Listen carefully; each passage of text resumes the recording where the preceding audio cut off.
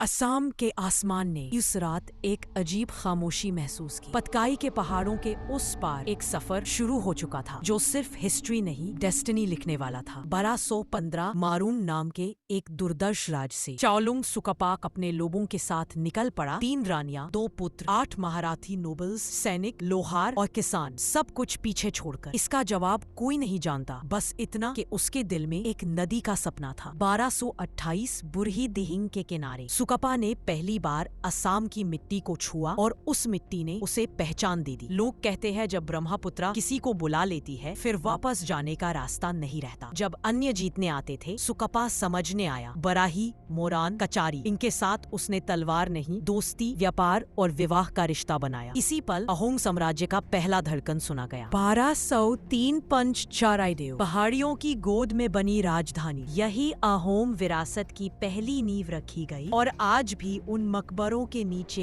एहसासों का समुंदर सो रहा है। बुरहागोहेन और बोरगोहेन, 2 स्तंभ जिन्होंने शासन को रूप दिया। बुरंजी असम का लिखित इतिहास यहीं से शुरू हुआ। इस ख्याल ने अहोमन को राज्य से सिविलाइजेशन बना दिया। सुकाफा गया पर सपना नहीं टूटा। सुतेपा, सुबिनपा, सुदंगफा, बमुनी कोनवार, जिनके दरबार में पहली बार हिंदू धर्म का प्रवेश हुआ। लक्ष्मी नारायण और चोमदेव, 2 परंपरा एक ही सिंहासन पर बैठी। फिर आए सुहंगमंग, दिहिंगिया राजा, एम्पायर फैलने लगा। चुतिया राज सम्मिलित, असमीज बुरंजी लिखी गई। पहला सेंसस, पहले फायरआर्म, तुर्बक खान का आक्रमण और मुला गभारू का असामान्य बलिदान, ये वो लम्हे थे जिन्होंने असम की रूह को नोहे में बदल दिया। कारगांव, बकाटा, सदिया, धनसिरी, हर कस्बा, हर घाटी में अहोम पहचान उगने लगी। कोचों से संघर्ष हुआ, संधि हुई और असम ने अपनी स्थायी सीमा बना ली। 600 साल और एक भी मुगल ये धरती नहीं जीत सका। क्यों? क्योंकि अहोम डायनेस्टी तलवार से नहीं जनता के विश्वास से बनी थी। अहोम राज्य अब किताबों में सिमटा नहीं, असम की हवा, जमीन और इंसानियत में धड़कता है। बस ध्यान से सुनो तो मिट्टी अब भी सुकफा का नाम लेती है।